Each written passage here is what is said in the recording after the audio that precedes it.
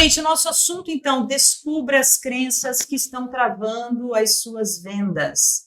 E quando a gente fala de crença, a gente fala de mente, a gente fala de emoção, e eu vou tentar ser simples no conteúdo e também, de certa forma, didático, para que o pouco se transforme em muito, ou seja, possa ser esclarecedor. Sendo esclarecedor, trazendo consciência, o resto fica fácil. É entrar na jornada e desfrutar.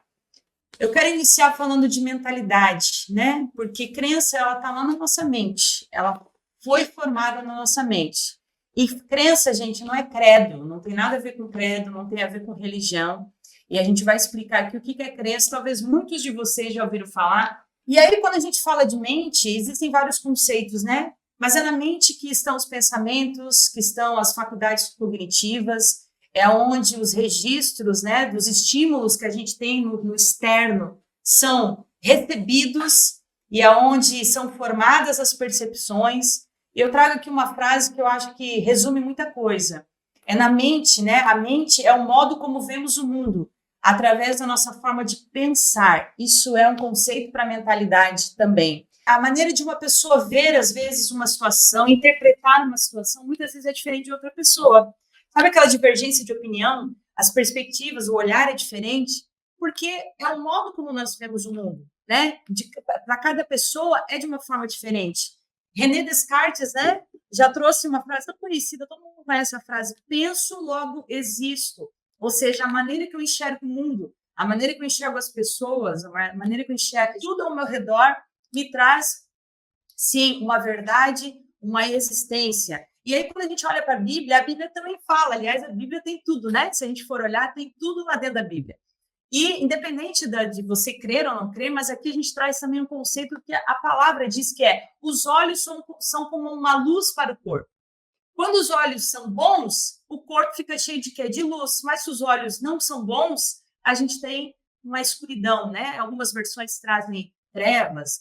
Assim, se a luz está com você, vai virar escuridão. Como será terrível essa escuridão? O que eu quero focar aqui? Não vou falar de religião, tá, gente? Nada a ver, mas eu quero trazer um conceito bíblico, e assim como a filosofia também traz, entre outros conceitos, neurociência, né? Enfim, é a partir da nossa forma de enxergar as coisas que determinam o quanto elas são boas ou o quanto elas podem ser ruins, né? Sabe aquela coisa do copo meio cheio, meio vazio? Então, cada um de nós enxerga de uma forma diferente. E aí, essa caixinha que a gente precisa acessar e muitas vezes até mudar a forma de ver, né? Não é aquela coisa, não, eu nasci assim, eu penso assim, eu já estou velho para ser assim e vai continuar sempre do mesmo jeito. Não, a gente precisa buscar essa transformação a partir do nosso olhar diante das coisas. E quando a gente fala de crença, a gente fala tanto de crenças que a gente vai formando no decorrer da nossa história, como também crenças populares, né, que são ditas de geração em geração, que a gente não sabe nem onde surgiu. Mas a gente vem ouvindo e vai passar para a filha, e o pai recebeu dos seus pais, e gerações vão repetindo algumas coisas. Eu, claro, vou contextualizar aqui, trazer para o nosso cenário de vendas, né, porque esse é o nosso tema, nosso objetivo. Né, mas não tem como a gente também não acessar o nosso mundo pessoal. Está tudo muito ligado, uma coisa na outra. Quantos de vocês já não ouviram frases como essas? Todo vendedor é mentiroso e trapaceiro, né? Passou para vendedor, parece que você enxerga um vendedor se aproximando, enviando algo. Se você não tem interesse, você já fica, repele um pouquinho, né? Vida de corretor de imóveis é difícil, né? Não tem salário. Enfim, eu até na palestra agora, na quarta-feira, eu mencionei, gente, e comentei, eu acho que em algum momento com vocês aqui também. Não é o único, o corretor não é o único que precisa batalhar pelo que vai receber e que não tem salário fixo. Existem muitos outros profissionais, mas é uma frase bastante falada, né? Quando eu entrei para esse contexto, para esse mundo imobiliário, eu ouvi muito isso. O corretor não tem salário fixo, né? Ou seja, já absorve esse lugar, já entra nesse lugar de que não é fácil.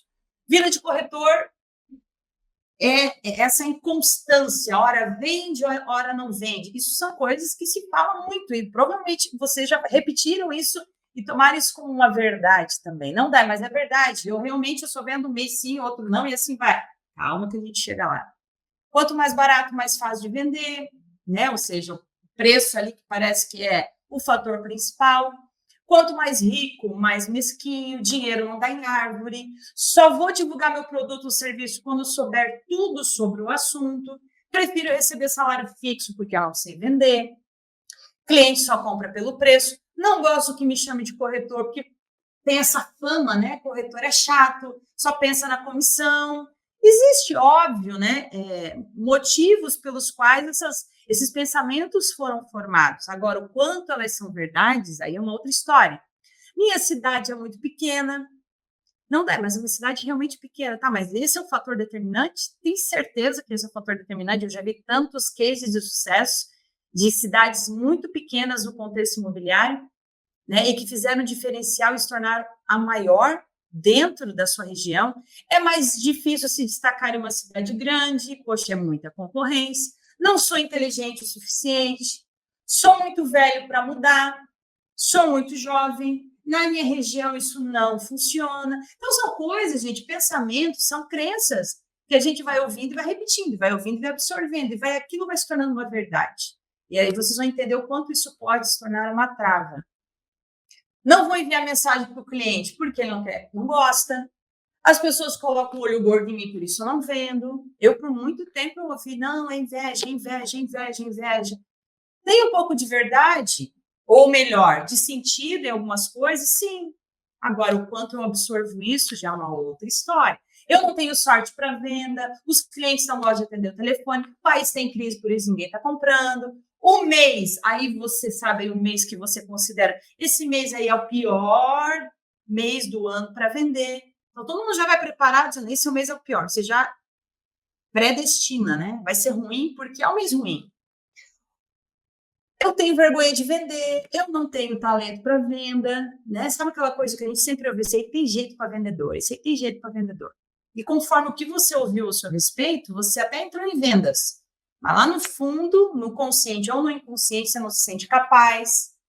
E assim por diante. Mas tem muita crença aí que a gente vai ouvindo dentro. Eu trouxe mais dentro do contexto de vendas, mas tem outras em outras áreas que a gente vai ouvindo. Mas o que é crença, Dai? O que é esse negócio de crença que hoje cada vez mais a gente ouve falar?